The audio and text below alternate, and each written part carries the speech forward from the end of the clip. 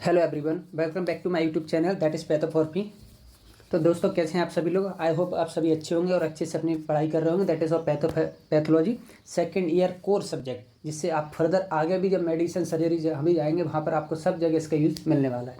तो दोस्तों, मेरा नाम सुमित रावत है। मैं second year MBBS student of GMC Ratlam आप सभी का स्वागत करता हूँ मेरे इस यूट्यूब चैनल में। तो दोस्तों, जैसे कि अपना रेस्पिरेटरी पैथोलॉजी रेस्पिरेटरी बोल रहा हूँ, रीनल पैथोलॉजी चल रहा था, जिसमें अपना लास्ट वीडियो में अपना जो कवर कर रहा था दैट इज़ कंप्लीट ग्लोमेरुलोनेफ्राइटिस।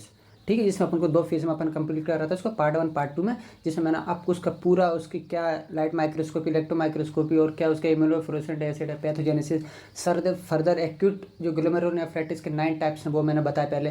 फिर मैंने आपको सेकेंडरी ग्लोमेरुलोनेफ्राइटिस बताया, फिर हेरिडिटरी में बताया मैंने एल्पर्ट सिंड्रोम।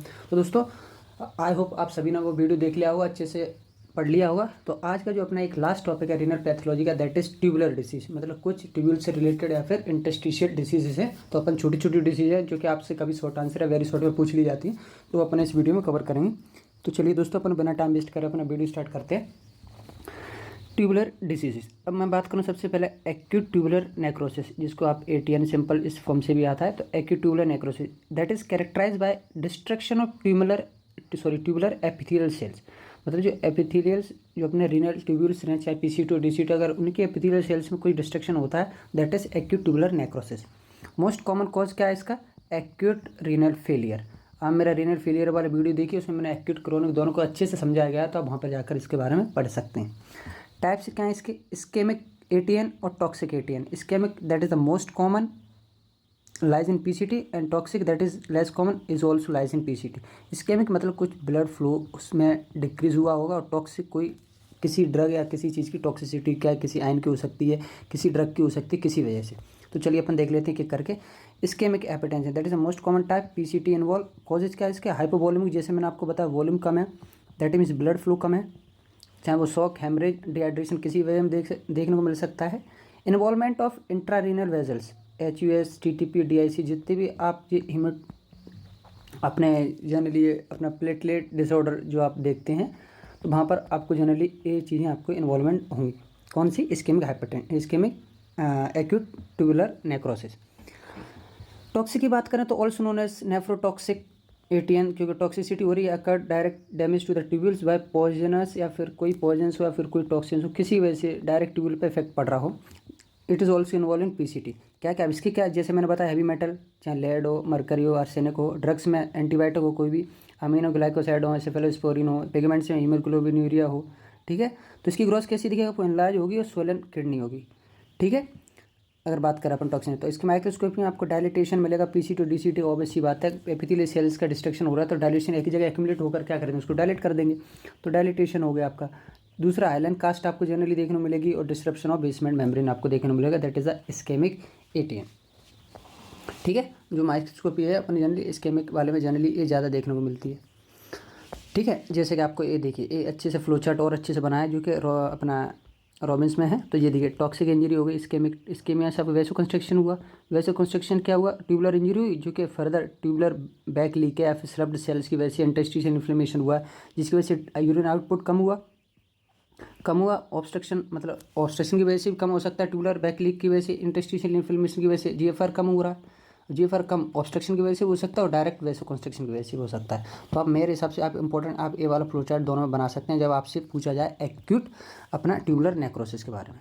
ठीक है, बाकी टॉक्सिक का PCT dilatation, granular casts, intact tubular, जी अपन जनरली अपन जब माइक्रोस्कोपी की बात करेंगे दोनों में, तो उसमें आप देख सकते हैं, क्योंकि वहाँ पर अपना क्या, अपना जो आइलैंड कास्ट है यहाँ पर ग्रेनुलर, वहाँ पर दोनों PCT, तो दोनों में डायलिटेशन हो रहा है। इंटैक्ट ट्यूबुलर बेसमेंट मेम्ब्रेन, लेकिन वहाँ पर अपने देखा था डिस्ट्रप्शन ऑफ बेसमेंट मेम्ब्रेन है, डिस्टर्ब हो चुकी है, यहाँ पे दोनों की बेस डिफरेंस हो गया एक तरह से माइक्रोस्कोपी में। अगला देखें, दैट इज इंटेस्टिशियम। ये तो होगी ट्यूबुलर की बात। अब इंटेस्टिशियम डिसीज, जैसे ट्यूबुलो इंटेस्टिशियल जो स्पेस रहता है उसमें कोई डिसीज है, तो that is inflammatory process that predominantly involve the renal interstitial tissue. The primary function is reabsorption of salt and water, hence these are salt wasting nephritis. क्योंकि obviously बात है, reabsorption प्राइमरी फंक्शन तो वही है ना, interstitial space में reabsorpशन हो रहा है, तो उसके लिए अपन डेफिनेशन लेके आए pyelonephritis. That is also acute और क्रॉनिक। पाइलोनेफ्राइटिस मतलब जिसमें आपका ट्यूब्यूल भी है, नेफ्रॉन मतलब अलग अलग पार्ट आपके इन्वॉल्व होंगे, वो अपन एक एक करके देख लेते हैं। तो एक्यूट पायलोनेफ्राइटिस की बात करें अपन जनरली तो क्या देखते हैं, acute superlative inflammation of the kidney caused by pyogenic bacteria, मतलब बैक्टीरिया की वजह से कोई भी इन्फ्लेमेशन हो रहा है जिसमें कि पस फॉर्मेशन जनरली हो रहा है, ठीक है। तो उस कंडीशन को अपन एक्यूट पायलोनेफ्राइटिस में देखेंगे। पैथोजेनेसिस देखें अपन तो बैक्टीरिया जो कि मोस्ट कॉमन कॉज रहेगा जिसमें अपन ई कोलाई सबसे ज़्यादा कॉज करेगा 90% ऑफ केस में। उसके बाद आपका क्लेप्सिला आ जाएगा, सीडोमोनास आ जाएगा। हाँ, ये थोड़ा इसके सीक्वेंस गलत है, यहाँ पर प्रोटीज आता है ई कोलाई के बाद, जो लास्ट में होता है वो अपना क्या रहता है, एंटरबैक्टर रहता है। ये दोस्तों गलत लिख दिया, तो मैंने एक बार बुक से रिव्यू करी तो उसमें ऐसा लिखा था, ठीक है। तो आप सीक्वेंस याद रखें, E coli, proteus, klebsiella, pseudomonas and enterobacter. Polyoma virus जिस बीके या बीके भी बोलते हैं जिसको, it is a emerging organism causing pyelonephritis after renal transplant, मतलब एक तरह से it is one of the most causing virus, जो कि आप रीनल ट्रांसप्लांट करते हैं उसके दौरान ये पॉलीनेफ्राइटिस कर सकता है। बाकी डायग्राम आपको देख पा रहे हैं इसमें जनरली, अपने इसको अपन थोड़ी देर बाद देखें, अभी उससे पहले अपन आगे कंप्लीट करते हैं। तो अपने एक्यूट पायलोनेफ्राइटिस के दो वो अपने स्प्रेड है, दैट इज असेंडिंग और हेमेटोजीनियस। उसके बाद अपन ऊपर वाला डायग्राम देखें। असेंडिंग का मतलब क्या है, जब आप नीचे से मान के चलिए ब्लेडर है और ये अपना क्या है, यूरेथ्रा है, ठीक है। बाकी अपना फिर ये यूरेटर आ गया और ये अपनी किडनी आ गई, ठीक है। तो हेमेटोजीनियस तो आपको पता ही है, ब्लड वेजल्स के थ्रू अगर आ रहा है तो, और असेंडिंग पोर्शन मतलब यूरेटर से ब्लेडर, ब्लेडर से फिर यूरेथ्रा से ब्लेडर, ब्लेडर से फिर यूरेटर के अगर जा रहा है तो, ठीक है। तो ascending infection the most common route of infection, transmit through fecal contamination of urethral orifice, form of endogenous infection, अंदर ही इन्फेक्शन रहेगा। मोर कॉमन इन फीमेल में होता है देन मेल। क्यों होता है मेल फीमेल में, तो that is due to the short urethra, absence of prostatic secretion which have antibacterial property, urethral trauma during sexual intercourse known as honeymoon pyelitis. जब obvious सी बात है जनरली इनमें होने का एक यूरेथ्रा उनकी शॉर्ट है सिंपल्स, या फिर जब भी सेक्स इंटरकोर्स होता है तो उनमें यूरेथ्रा का ट्रॉमा इंजरी कुछ हो जाती है, मतलब इन्फेक्शन, जिसकी वजह से हनीमून पायलाइटिस उसको अपन बोलते हैं। या फिर absence of prostatic secretion, prostatic secretion हो नहीं रहा विच है एंटीबैक्टीरियल प्रॉपर्टी। सेकंड रूट क्या है, हेमेटोजेनियस इन्फेक्शन, जो कि ब्लड बॉर्न स्प्रेडिंग इन्फेक्शन है, तो ब्लड के थ्रू हो सकता है। ग्रोथ देखें अगर इसकी एक्यूट पायलोनेफ्राइटिस तो एनलार्ज स्वोलन किडनी होगी, येलो वाइट एब्सेस फॉर्मेशन होगा। माइक्रोस्कोप में आपको इंटरस्टिशियम, प्लेंटी और न्यूट्रोफिल देखने को मिलेंगे। ट्यूब्यूल्स में ट्यूबुलर नेक्रोसिस देखने को मिलेगी। ग्लोमेरुलाई रेसिस्टेंट रहेगा कोई भी बैक्टीरिया के लिए, ठीक है। Clinical feature chill, fever, pain रहेगा, डिज्यूरिया, फ्रीक्वेंसी ऑफ मिक्सचरेशन। तो ये क्लिनिकल फीचर किसके हो गए, अपन एक्यूट नेफ्राइटिस के, एक्यूट पायलोनेफ्राइटिस के, सॉरी। क्रोनिक पायलोनेफ्राइटिस की बात करूँ तो that disease resulting from repeated attack of inflammation and scaring, मतलब इसमें एक तरह से आपका फाइब्रोसिस हो रहा है एक तरह से। तो एटियोपैथी क्या टू टाइप्स की है, रिफ्लेक्स नेफ्रोपैथी, ऑब्स्ट्रक्टिव पायलोनेफ्राइटिस, मतलब रिफ्लेक्स और ऑब्स्ट्रक्टिव। इसमें मोस्ट इंपॉर्टेंट दोस्तों ये आपसे पूछा जाएगा जनरली शॉर्ट क्वेश्चन के लिए आपका, कि रिफ्लेक्स नेफ्रोपैथी, ऑब्स्ट्रक्टिव पायलोनेफ्राइटिस, तो आपको क्रोनिक के बारे में दोनों में डिफाइन करना पड़ेगा। रिफ्लेक्स का मतलब क्या है, वापस यूरेटर में यूरिन चला जाएगा, कहाँ से, यूरेथ्रा या फिर ब्लैडर से, ठीक है। तो most common type of chronic pyelonephritis that is reflux nephropathy. तो reflux of urine back to the ureter from the bladder known as vesicoureteric reflux, मतलब वेसाइकल ब्लैडर को बोलते हैं अपन जानली। तो उससे अगर यूरेटर में वापस यूरिन जा रहा है तो उसको बोल दिया अपन ने वेसाइको यूरेट्रिक रिफ्लेक्स। जैसे कि मान के चलिए नॉर्मल कंडीशन आपको अगर दी, तो मैंने क्या होगा, आपका जो यूरेटर से यूरिन आएगा, ब्लैडर में जाएगा, ब्लैडर से इसकी मसल कॉन्टैक्ट करेंगे जिसकी वजह से कोलैप्स होगा, तो इंट्रावेसाइकल पोर्शन अंदर ही है पोर्शन, और यहाँ पर यूरिन यूरेथ्रल ओरिफाइस के थ्रू बाहर निकल जाएगा। लेकिन रिफ्लेक्स नेफ्रोपैथी में क्या होता है, जो आपके इंट्रावेसाइकल पोर्शन एब्सेंट होता है, मतलब कॉन्जेनाइटल एब्सेंस हो गया, फिर shortening of intravesical portion ureter especially girls में। तो some of urine go back to the ureter due to its orifice which have increase pressure, मतलब अगर मान के चलिए कुछ तो इधर चला, लेकिन कुछ इधर चला, ये वापस चली जाती है यूरेटर में ड्यू टू द अपना क्या, जो प्रेशर बढ़ जाता है यूरेथ्रा में, इसकी वजह से, और वापस चली गई जाके किडनी में एक्यूमुलेट हो जाती है, स्कारेशन फॉर्मेशन हो जाते हैं, ऐसे स्कार बन जाते हैं आपको। इसको अपन बोलते हैं vesicoureteric reflux, that is the part of chronic pyelonephritis. Obstructive में नाम से लग रहा है भाई ऑब्स्ट्रक्शन हुआ है कहीं, ठीक है, कहीं रुकावट हुई है, तो obstruction of to outflow of urine at different level that infect the kidney resulting renal damage and scarring. Obstruction to outflow of urine at any level, increase pressure, renal pelvis, kidney scar formation, chronic pyelonephritis. तो वही चीज़ मैंने आपको बताई reverse में, वही चीज़ इन्होंने एक तरह से इस फ्लो चार्ट में मैंने आपको बताई है, ठीक है। Due to the pressure increasement in renal pelvis. Grossly देखें तो kidney are small contracted irregular scar, obvious बात ऑब्स्ट्रक्शन हो रहा है तो क्या हो जाएगा, स्मॉल कॉन्ट्रैक्ट हो जाएंगी, यू शेप डिप्रेशन स्कारेशन फॉर्म, आपके मतलब इस तरीके आपके स्कारेशन आपके ऐसे ऐसे आपको दिखेंगे, ठीक है। तो यू शेप का आपका स्कारेशन ब्लैक ब्लैक पे किडनी में स्पॉटेड टाइल लाइक दिख माइक्रोस्कोप की बात करूँ तो lymphocyte is predominant, colloid cast और जेंथोग्रेनुलेट प्रोटेक्टस पाइलोनेफ्राइटिस जो कि मोस्ट कॉमन प्रोटीज की वजह से होती है, हैविंग प्रीडोमिनेंट मैक्रोफेजेस रहेंगे जिसके। इसमें क्लिनिकल फीचर क्या है, क्रोनिक रीनल फेलियर, चाहे वो रीनल हो या फिर किडनी के बाहर एक्स्ट्रा रीनल हो। ठीक है, तो जैसे आपको मैं दोनों ये डायग्राम्स ही बताने वाला था। हाँ, तो ये देखिए, आप देखते हैं इमेटोजीनस स्प्रेडनेस और असेंडिंग। असेंडिंग आपको इकोलाई प्रोटीज एंटरबैक्टर, यहाँ भी बैक्टीरिया मिलेंगे। तो यहाँ पर देखिए ब्लड वेजल के थ्रू बैक्टीरिया में आ रहा है ब्लड में, और यहाँ पर देखिए बैक्टीरिया कॉलोनाइजेशन हुआ, बैक्टीरिया एंटर हुए ब्लडर में, यहाँ पर एंट्री हुआ, फिर यहाँ से होकर क्या डीअरेंज वेसाइको यूरेटर जंक्शन की वजह से, ये आपको जंक्शन दिख रहा है, इसके थ्रू क्या होगा, वेसाइको यूरेटर रिफ्लेक्स जो कि यूरेटर में आ गया, एक्यूमुलेट होकर यहाँ पर ये देखिए इंट्रारीनल रिफ्लेक्स, यहाँ पर इस तरह के ये क्या कर लेंगे, ये देखिए ये स्कार फॉर्मेशन हो जाएगा आपका। ठीक है, चाहे ऊपर से, तो दोनों स्प्रेड आप बता सकते हैं रेट इज़ क्रॉनिक पाइलोनेफ्राइटिस के केस में। ठीक है दोस्तों, तो आप इसको अच्छे से देखिए दोस्तों, आपसे पूछा जाता है जनरली। ठीक है,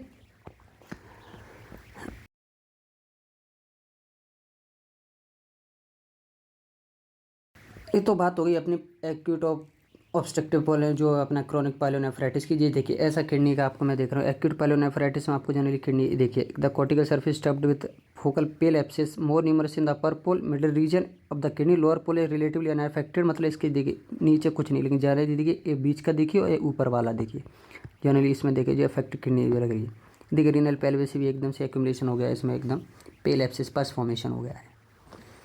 ठीक है, बाकी आप टिपिकल कोर्स क्रोनिक पॉलीनेफ्राइटिस की बात करें तो ये देखिए कॉर्टिकल स्कार है, यहाँ पर कॉर्टेक्स के जो रीनल पार्ट है अपना एक तरह से, या ब्लंटेड कैलेक्स, एक कैलेक्स भी क्या होगी उस स्कार में एकदम आ चुकी है, इन्वेट कर चुकी है, तो that is chronic pyelonephritis. Pyelonephritis simple से अगर मैं आपको मीनिंग बताऊँ इसका पाइलोनेफ्राइटिस का, तो मान के चलिए अलग रीजन, चाहे वो आपका ग्लोमेरुलस हो, रीनल ट्यूब्यूल हो, या फिर किसी अदर रीजन में आपके यूरेट्रा या फिर इधर इन्फेक्शन में अगर कहीं भी इन्फ्लेमेशन का पास फॉर्मेशन होता है तो कंसिडर करती है पाइलोनेफ्राइटिस। ठीक है, अब कुछ वेस्कुलर डिसीज़ हैं, ब्लड वेसल से रिलेटेड भी हैं, हाइपरटेंसिव और नेफ्रोपैथी जिसको बोलते हैं, जिसमें डायस्टोलिक प्रेशर पर जनरली इन्वॉल्व रहता है। तो क्लासिफिकेशन अगर देखें क्लिनिकल, तो बनाने मैलिग्नेंट रहेगा, तो बनाने वाले मॉडरेट एलिवेशन रहेगा, यहाँ पर सडन रहेगा मैलिग्नेंट में। मॉर्फोलॉजी देखेंगे बनाने की नेफ्रोस्क्लेरोसिस मैलिग्नेंट नेफ्रोस्क्लेरोसिस, दो तरह से मॉर्फोलॉजिकली डिवाइड है। नेफ्रोस्क्लेरोसिस का सीधा सा मतलब हार्डनिंग ऑफ किडनी का हार्डनेस हो गई है, स्क्लेरोसिस मतलब फाइब्रोसिस फॉर्मेशन। ठीक है, बेनाइन की बात करें तो बेनाइन फेज ऑफ हाइपरटेंशन जिसमें gross kidney reduce in size, weight is around 100 gram और लेस, स्कारिंग अकर होगी due to the leather grain kidney हो जाएगी, कैसी लेदर ग्रेन, बी सेप्टिव। ठीक है, माइक्रोस्कोप में vascular changes, hyaline arteriosclerosis, intimal thickening of intima जो कि अपनी उसकी लेयर रहेगी tunica intima, glomerular shrinkage, tubule atrophy, interstitium interstitial fibrosis हो जाएगी। तो ये था माइक्रोस्कोप आपको जनरली, अब बस नाम याद रखिए, बाकी इतना इसमें पूछा नहीं जाता। बाकी मैलिग्नेंट नेफ्रोस्क्लेरोसिस की बात करें तो मैलिग्नेंट और एसिलेट हाइपरटेंशन एकदम सीवियर सडन इंक्रीज होगा हाइपरटेंशन में, gross red and yellow appearance, kidney enlarge oedematous और flea bitten kidney. Flea bitten kidney अपने जनरली आप याद करें तो एक्यूट जो अपनी क्या थी ग्लोमेरुलोनेफ्राइटिस थी, जो कि पोस्ट स्ट्रेप्टोकोकल ग्लोमेरुलोनेफ्राइटिस, उसमें भी आपको देखने को मिलता है, तो वहाँ से ऐसे उससे रिलेटेड याद रख सकते हैं आप। माइक्रोस्कोपी बात करें vascular changes, hyperplastic intimal sclerosis, onion like proliferation, onion skin, necrotising arteriolitis in the media, तो आप यहाँ पर ओनियन स्किन एक ऐसे एक आइडेंटिफाई फीचर जिसकी वजह से आपको याद रहे, हाँ भाई मैलिग्नेंट नेफ्रोस्क्लेरोसिस में थी। ठीक है, कंजेनाइटल मालफॉर्मेशन जिसमें अपना रीनल सिस्टिक किडनी और पॉलीसिस्टिक किडनी, पीकेडी, इस पर क्वेश्चन आता ही आता है दोस्तों, शॉर्ट आंसर आपसे पूछ लेगा पॉलीसिस्टिक किडनी के बारे में बताइए। तो PKD is a disorder in which major portion of renal parenchyma is converted into cyst formation हो जाती है जो भी अपने रीनल पैरेन्काइमा है उसमें। तो दो तरह की, ऑटोसोमल डोमिनेंट और ऑटोसोमल रिसेसिव। यहाँ पर जिस सिंपल से मैं मानूँ आप, तो एक चाइल्ड है एक अडल्ट में ऐसा रहता है। तो ऑटोसोमल डोमिनेंट और ऑटोसोमल रिसेसिव दो तरह का जो है। साइटोजेनिक डिफेक्ट क्या है यहाँ पर, ईपीकेडी मतलब ऑटोसोमल जो अपना पॉलीसिस्टिक किडनी डिसीज है, तो 1 और 2 दैट इज अपने क्या इसमें एंटीजन है, जीन इन्वॉल्व है। जीन एपीकेडी 1 जो क्रोमोसोम नंबर 16 पर है, एपीकेडी 2 जो क्रोमोसोम नंबर 4 पर, यहाँ पर क्रोमोसोम नंबर 6 पर रहते हैं। म्यूटेशन अगर इनमें म्यूटेशन हुआ तो 85% फर्स्ट वाले म्यूटेशन होता है जिसकी वजह से एक ईपीडी होता है। यहाँ पर CP6P21 PKSD1 आपको जो याद ही रखना है, इसमें कुछ नहीं कर सकते अपन इनका म्यूटेशन इन ऑफ जीन। ये जनरली अडल्ट, इसी वजह से इसको अडल्ट पीकेडी भी बोलते हैं, और इसको अपन जनरली इन्फेंट वाला चिल्ड्रन वाला ईकेडी बोले। ठीक है, तो पेरीनेटल ग्रोथ में आपको सिमेट्रिकल वायलेटर एनलार्जमेंट मैक्रोसिस्ट देखने को मिलेगी। यहाँ पर बात करें अगर रिसेसिव वाले में तो इनलार्ज स्पॉन्जी और सिमेट्रिक माइक्रोसिस्ट देखने को मिलेगी। ठीक है, माइक्रोस्कोपी में cyst drive from all part glomerular tubules, यहाँ पर cyst mainly directed by the collecting duct से ड्राइव्ड होगी। अदर मैनिफेस्टेशन तो इंट्राक्रेनियल जो ब्रेन है या liver other have also cyst, यहाँ पर ऐसा कुछ नहीं मिलता। ठीक है, बाकी ये देखिए अडल्ट वाला है और ये इन्फेंटाइल वाला। तो अडल्ट में आपको देखिए राउंड ट्यूबल्स बहुत सारे देखने को मिल रहे हैं, एकदम बहुत सारे। लेकिन यहाँ पर देखिए इन्फेंटाइल पॉलीसिस्टिक किडनी में आपको ट्यूबल डक्ट देखने को मिलेगी। अभी अपन ने देखा ना कलेक्टिंग डक्ट का मेनली, बाकी यहाँ पर ग्लोमेरुलस और जनरली ट्यूबल्स वगैरह सभी सिट हो सकती है। तो this is the difference of adult autosomal dominant PKD polycystic kidney disease and recessive poly kidney disease. ठीक है, तो ये बाकी आप यहाँ पर भी एक फ्लो चार्ट दिया था उन्होंने, तो ये अपन ने देखिए अडल्ट वाला देख लिया, चाइल्डहुड वाला देख लिया, बाकी और भी हैं तो आप एक करें जो कि मोस्ट इंपॉर्टेंट वो मैंने आपको बता दी जनरली। ठीक है, तो आपको पैथोलॉजिकल फीचर के नहीं, ये डक्ट इसका डायग्राम ऐसा होता है, इसमें देखिए डक्ट, तो इससे भी कभी कोई क्वेश्चन उठ जाता है। ठीक है दोस्तों, तो चलिए नेक्स्ट अपन इस पर MCQ कर लेते हैं। The most common cause of urinary tract infection, obviously बात अपन ने क्या बताया, ई कोलाई सबसे ज़्यादा, प्रोटियस, अपना क्लेप्सिला, फिर अपना आ जाएगा क्या, क्लेप्सिला के बाद अपना क्या आएगा, सीडोमोनास, अपना एंटरवेक्टर। तो सबसे ज़्यादा क्या आ जाएगा, ई कोलाई वाला इन्फेक्शन। मॉर्फोलॉजी का difference of acute pyelonephritis include all except, मतलब क्या इसके रिस्पेक्ट में गलत है। तो patch interstitial suppurative inflammation, obviously बात पास फॉर्मेशन हो गई। Intertubular aggregate of neutrophil, neutrophil का नंबर बढ़ेगा। Tubular necrosis, flattening of papillae, tubular necrosis, flattening of papillae generally chronic में देखने को मिलेगी, ये पेपले छोटे छोटे पेपले बन जाते हैं उसमें। ठीक है, इस टाइप के, तो आंसर हो जाएगा D. Group of hypertensive patient with nephrosclerosis are at increase risk of developing renal failure. ठीक है, तो इसमें बताना है ग्रुप कौन कौन सी इन्वॉल्व हैं जिनको हाइपरटेंसिव नेक्रोस्क्लेरोसिस है और उनको इंक्रीज रिस्क है कि हाँ भाई उनको जनरली जल्दी हो सकता है जो कि डेवलपिंग रीनल फेलियर फर्दर हो जाएगा। तो African descent, several blood elevation patient है, कुछ people with second underline disease जैसे डायबिटीज़ है, तो तीनों अपन को जनरली ये चीज़ देखने को मिलती है। एक अच्छा क्वेश्चन लगा मुझे उसमें, तो मैंने इसमें डाल दिया। तो कभी आपको ग्रुप पूछा जाए कौन कौन से ग्रुप्स हैं, तो आप तीनों नाम ले सकते हैं। Flea bitten appearance in the kidney character feature, अभी मैंने आपको बताया फ्ली बीटन किस में मिल रहा था, क्रॉनिक में मिल रहा था, जो अपना क्रॉनिक का पार्ट है, या पर क्रॉनिक में अपन बात करें तो मैलिग्नेंट नेफ्रोस्क्लेरोसिस में आपको जनरली देखने को मिल रहा था। तो इसका आंसर हो जाएगा malignant nephrosclerosis. Childhood polycystic kidney वही, अडल्ट एक्यूट अपनी जो कि एक्यूट डोमिनेंट है, फिर रिसेसिव अपन ने बात करी, तो उसमें जनरली अपन जो रिसेसिव वाली थी पीकेडी उसमें मिल रहा था। तो उसमें पीकेडी वाला कैसा था, अपन ने किडनी बनाया तो उसमें अपन ने एक डक्ट ऐसी कुछ बनाई थी अपनी जनरली। ठीक है दोस्तों, तो ऐसा देखिए, ये देखिए डक्ट वाला पोर्शन, तो अपना आंसर क्या हो जाएगा, बी इसका हो जाएगा, that is adult recessive polycystic kidney जो कि चाइल्डहुड में देखने को मिलती है। ठीक है दोस्तों, तो इस तरह मैंने आपको कंप्लीट रीनल पैथोलॉजी आपको मैंने कवर करा दी, जो कि अपने हालांकि थोड़े 4 से 5 वीडियो गए हैं, लेकिन हाँ पूरी प्रॉपर मैंने आपको पढ़ाई है बाकायदा MCQ के साथ। ठीक है, डायग्राम के क्वेश्चन भी डाले हैं मैंने, इमेजेस के क्वेश्चन भी डाले हैं, और जो इमेजेस दिए हैं तो सारे इमेजेस बताने बैठे आएंगे तो थोड़ा लेंदी वीडियो हो जाता है। बाकी फ्लो चार्ट जो रहता है वो आपको मैं समझा ही देता हूँ, फिर भी आप एक बार बुक जाएंगे तो वहाँ पर इमेज से रिलेट करके आप वहाँ से पढ़ सकते हैं।